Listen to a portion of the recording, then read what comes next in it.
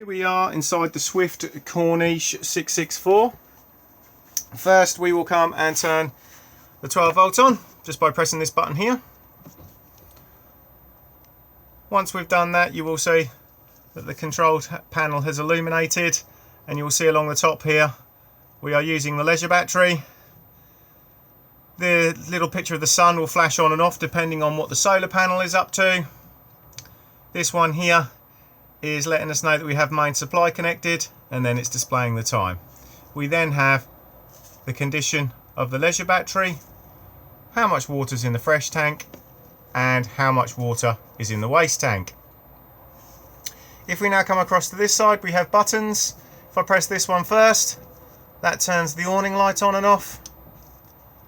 After that, we have the dimmable lighting within the van on and off. So if I now press it, lighting on, lighting off, and then we can also, if I return back to it and we then go across to this one here, we can then adjust the dimmer level. After that, we then have lights on and off for the rest. They can then all be individually turned on and off on their own switches. All other information is then given via scrolling on the arrows. So we will start with the main screen here. So this is a Sargent EC620 control panel. If you are going to use the Swift Command app and utilize the tracking feature, you will need what's known as an M number. You get it from being at this point here and arrowing in. So you'll have software. That's just for technicians to let them know what software is running. Comms, again, you don't need to worry about that, but if I now press it again, you will then get a unique M number. That is what Swift will require if you want to pay the subscription and use the tracker. Next we have system settings. In this, if I now arrow in, we set the time, etc. We can Bluetooth delete if we no longer want a certain device connected. If you're using the Swift Command app, Bluetooth pair. Tank alarms on and off. So at the moment they're on, so if your fresh tank is low, it will let you know. If your waste tank is high, it will let you know. Light mode, it will always remember what it was last on when you turn the control panel off. LED time, so how quickly these blue LEDs go out when you're not actually touching the control panel, and how long the backlight will stay on. Key beep on and off. Set your year, set your month, set your date, etc, etc. And then just exit back out again. Next we have fridge settings. So we can control the Dometic fridge over here either by using the app or by using this control here. So if I now arrow in, we can set the mode. So we've got automatic, so it will literally just find the best power source it can for you. We can just manually put it onto gas, manually put it onto 12 volt maintain for when we're driving, and manually put it onto mains. But really, auto's the easiest one. We can turn the frame heater on and off. On this particular van, this fridge does not have a frame heater. It's only on the very large fridge freezer units, so we do not need to worry about it in here.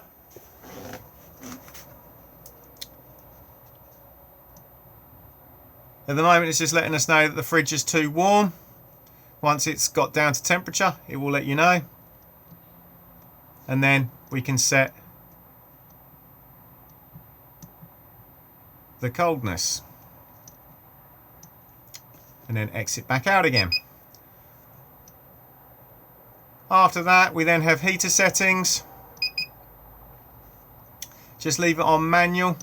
We cannot control the Trima heating on the Swift Command app on this particular model. You do have to have the iNet box fitted, which Truma do.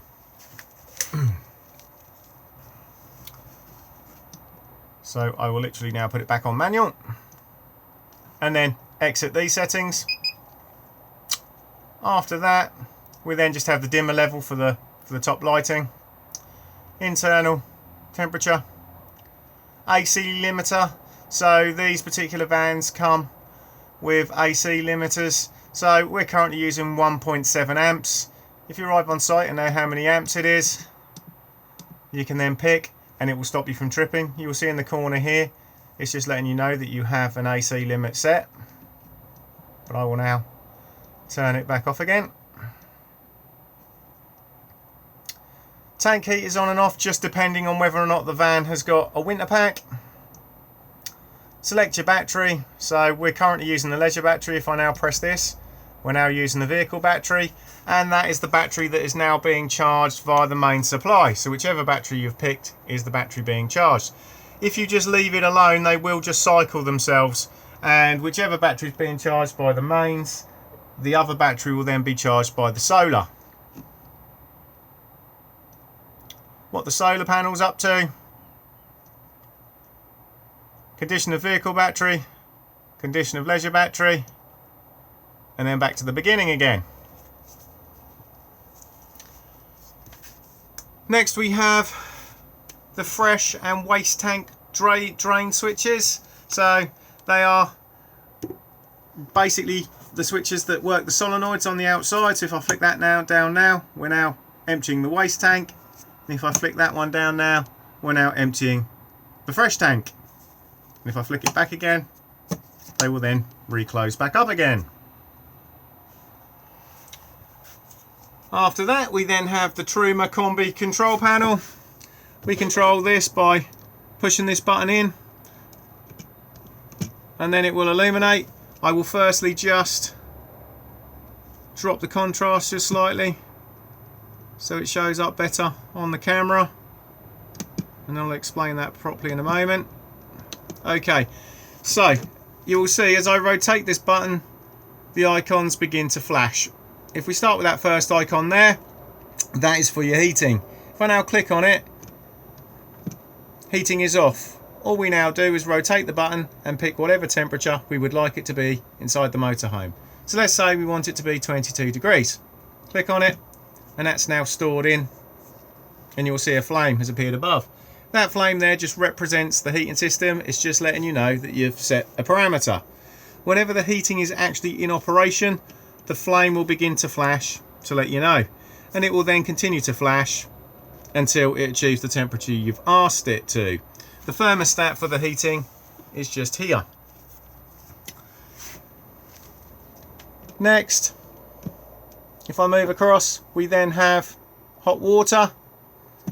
So hot water off, rotate, hot water in eco mode, so that will give you a temperature of about 40 degrees. Hot water at hot level, which will give you a temperature of about 60 degrees. And then we can also perform a boost on the boiler. If you do perform the boost and the heating's running, the heating will turn off because it needs to rob the power to be able to do it. The boost is very handy if more than one of you are having a shower in quick succession of each other, or if you want a prolonged shower. But I will now drop it back down to eco, and the heating will then come back on again. There we are. After that, we then have power source. So we are currently using, with the picture of the gas bottle up the top there, we're just using gas on its own. So if I now click on it, we can then take it off gas and put it into a mixture. So that is a mixture of gas and mains at 1 kilowatt, or a mixture of gas and mains at 2. These settings are very handy through the winter months if you want to get up to temperature nice and quickly. We can just use mains electricity at 1 kilowatt or mains electricity at 2. Again, it's just dependent on the ampage of the site you're on. I will now put it onto main supply. After that, we then have the circulation fan for the heating. So at the moment, it's in eco. We can just turn the fan up to high. If I now turn everything back off again,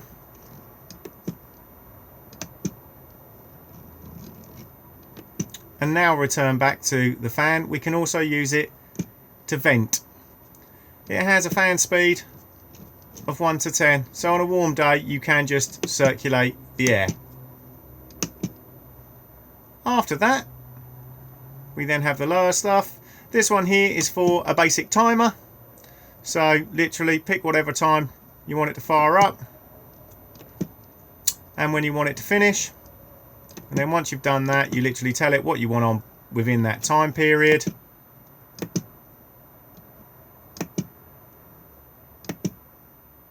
Turn the timer on, timer icon comes up there, and then within that time period those settings would apply. If I now turn it back off again, go back to it, we can then alter it. If you've gone into something and you don't necessarily want to store it in, you just press the back button just here.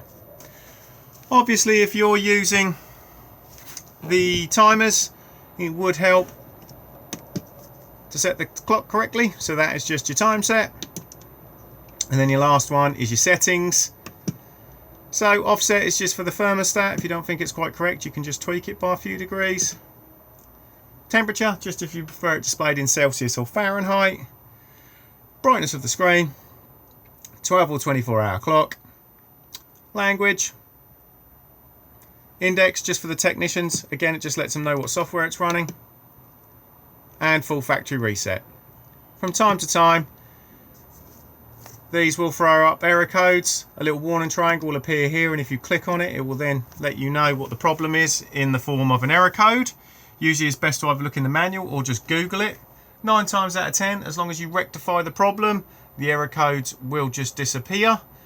If you've tried everything and it's still not working, I always say last ditch effort, just do a factory reset. A lot of the time that will solve the issue.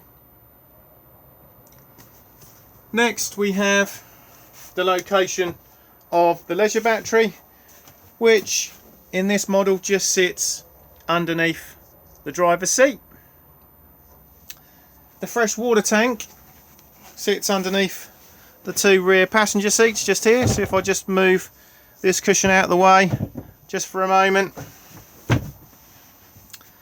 and then take this bit out here, you will see the top of the freshwater tank. We can gain access to it just here by unscrewing that top, and then if you want to, you can then easily add cleaning powders, etc., to clean it out. If we now go to the opposite side and we lift up underneath this bench seat here, you will see the location of the water pump just here and the surge dampener, and then we also have underneath here the consumer unit. So these Swift consumer units have on them the individual MCBs, the RCD and your test button just here, and then the 12 volt fuses just here. All of them are labelled up and then correspond on the sticker just at the back here. We then have isolator switches for components that use main supply.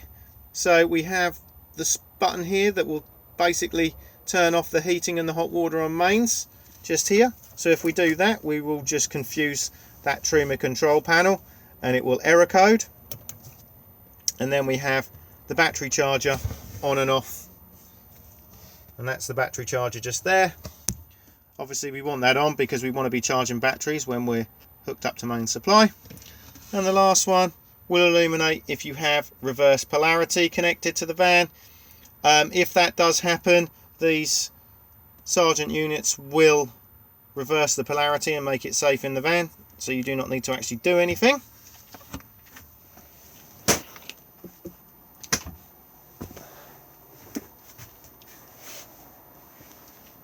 Next we have the location of the solar panel regulator, so that's just there. We don't need to do anything with it, and the main control panel lets us know what it's actually doing anyway, so we don't really need to look at this part of it very often. And then also we have the plug-in point for the microwave. The microwave is fairly sort of standard. you just literally have stop, quick start up here. It is always a good idea to remove the plate for travel.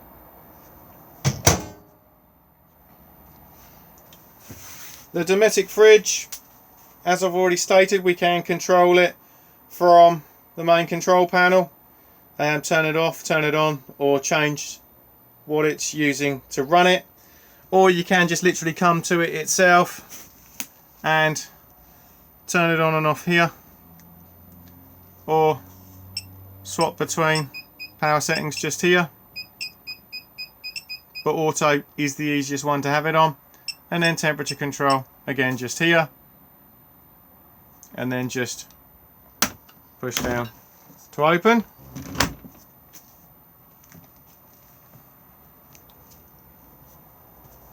Draining board just in here, and also the chopping board can stow in there as well. Wherever you find a gas appliance, you will find a gas isolation tap. They are all colour coded, but my motto is, if you smell gas in the van, go and turn the gas bottles off.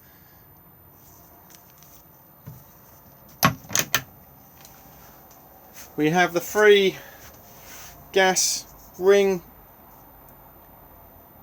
Literally turn them on by pushing in, twisting around and pressing the igniter.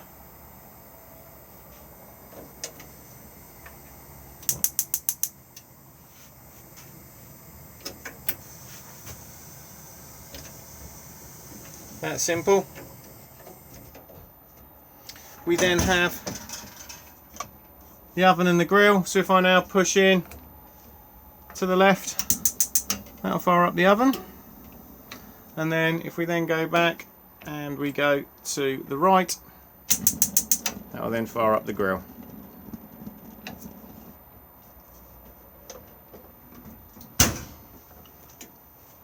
In the wardrobe, we have the television aerial and just the table extension. So we have the digital amplifier just here. We can turn it on and off on the top and control the level of gain just there. And then the television aerial just sits here. To use it, just undo the collar and push the mast up and then twist it in the position that you require. H is for horizontal. If we turn, we can flip onto our side to vertical if we do need additional tuning. Do make sure we're back in the horizontal position for travel and that it is down. Do not over tighten on these collars because they will split.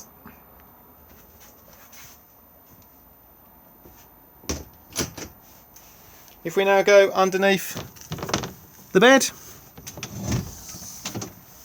you will see that we have a stowing point just here for the table if we want to, but it can stay also here. We then also have the Truma combi boiler just here, and again gas isolation tap for it. To drain the boiler down for winterization, we just need to come to this yellow lever just here and flap it up. Do make sure the water pump is off, or otherwise the water pump will just frantically try and fill it back up again. When we come to fill it back up again, flap it back over. Make sure you've got fresh water in the tank. Turn the water pump on, and then the water pump will begin to prime it back up again. You will need to open up your taps and then literally blast out some of the air. So literally just wait until they're running freely. They will occasionally cough and splutter, especially if you've done a full winter drain down, because I always say when doing a full winter drain down, when you're not going to use the van for a long period of time, make sure obviously the fresh and the waste tanks are empty and the boiler has been emptied, and then after that leave all the taps open like this. That way it will release any airlocks in the system and will help it drain off. but also if you do get a harsh frost, the water will then be forced out at the end of the tap to form an icicle, and hopefully then won't expand in the pipework and split it. Next, we have the washroom. So in here we have the Thetford toilet. So this bowl does move around. To open to the cassette itself, just pull the lever like so. And then to flush, we just press the blue button up here. And then if we then pull the grey lever again, we'll close it again. And we also get an illumination up here when the cassette is full.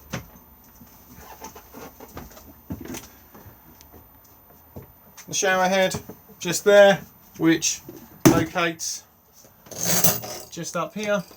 It's best for travel to take it out of this point so it doesn't bounce out and then hit the floor. And the basin just here.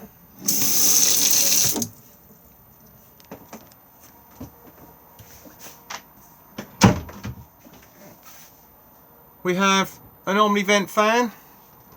So to use this, just wind the roof vent up, and then we have the on button in the center, and you'll see we've got arrows out for extraction and arrows in for cooling. If I keep pressing, it will speed up, and if I press the opposite now, it will slow back down, and then the blades will spin in the opposite direction and then draw air back in again.